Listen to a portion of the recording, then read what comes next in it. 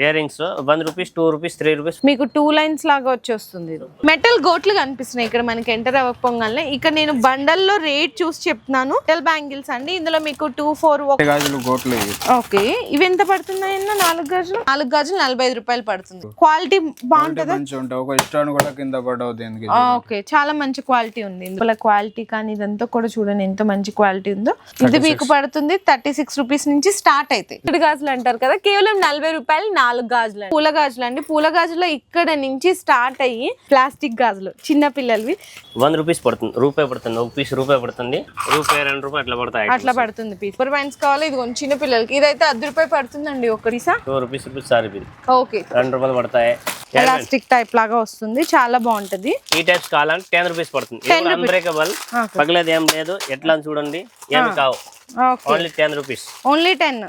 Chain items 2 rupees 3 rupees.